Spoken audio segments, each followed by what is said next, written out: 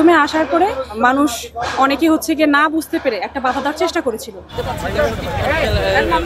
কিন্তু একজন আহত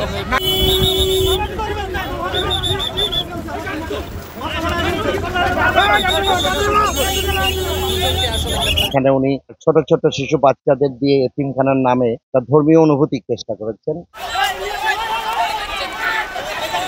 50 থেকে 60 একর জমি আমরা আজকে মুক্ত করতে পারবো। এটা আমরা এক্সকাভেশন করে নদীর জায়গায় আমরা নদীকে ফিরিয়ে দেওয়ার চেষ্টা করছি। গতকালকেও আমাদের কিছুটা বাধার সম্মুখীন হতে হয়েছিল।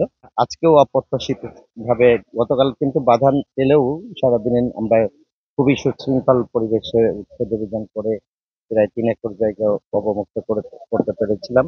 সেটা হলো আপনার কস্তুরীঘাট এলাকায়। আজকে আমরা অভিযানের পরিকল্পনা একেবারেই আমরা যেখানে দাঁড়িয়ে আছি এই জায়গাটা একেবারেই নদী এবং বিশেষ করে এটা বর্ষাকালে কিন্তু পুরাটাই প্লাবিত হয়ে যায়।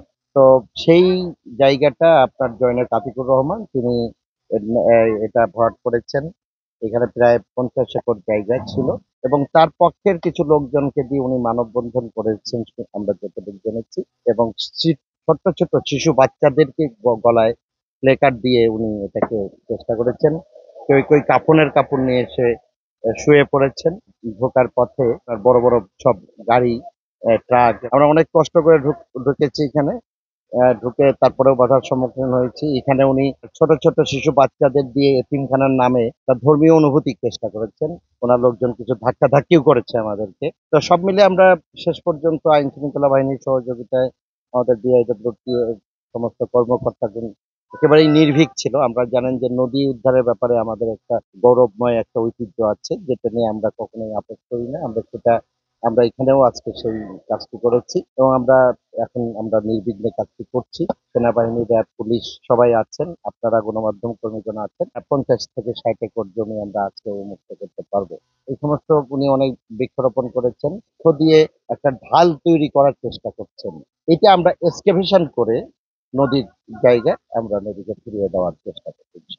আমাদের এখানের যে উচ্ছেদ অভিযানটা সেটা মূলত হচ্ছে কি আমাদের বাংলাদেশ অভ্যন্তরীণ নৌ পরিবহন কর্তৃপক্ষ তাদের অধিযাচনে আমরা যারা ম্যাজিস্ট্রেট হিসেবে নিয়োগপ্রাপ্ত আছি, আইন শৃঙ্খলা দায়িত্বে নিয়োজিত, তারা সহই উচ্ছেদটা অভিযান পরিচালনা করা হচ্ছে। যে প্রথমে আসার পরে মানুষ অনেকে হচ্ছে গিয়ে না বুঝতে পেরে একটা বাধা দেওয়ার চেষ্টা করেছিল।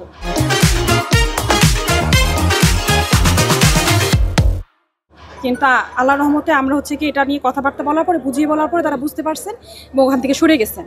তো আমরা এখন হচ্ছে কি এখানে যে জায়গাটা আছে এই জায়গাটা এখন উচ্ছেদ কার্যক্রম পরিচালনা করা হচ্ছে। এখন পরিস্থিতি খুবই স্বাভাবিক আছে, আপনারা আশেপাশে দেখতে পাচ্ছেন। আমরা এটা নিয়ে কোনো চিন্তার মধ্যে নাই, কারণ যেই কারণটা নিয়ে আসছে আমরা উচ্ছেদ করার জন্য, এটা আশা করি মানুষের মধ্যে বোঝানো গেছে। এর জন্য তারা এখন আমাদের সাথে কোনো রকম বরং সহযোগিতাই করতেছে। যদি এরকম বাধা থাকতো তাহলে এটার একটা রেশ থেকে যেত, একটা উত্তপ্ত পরিস্থিতি থাকতো। ওরকম কোনো উত্তপ্ত পরিস্থিতি তৈরি হয় নাই। আসলে বিষয়টা ছিল ভুল বোঝাবুঝি তৈরি হতে নিচ্ছিল, এটা আমরা বুঝিয়ে ফেলতে পারছি।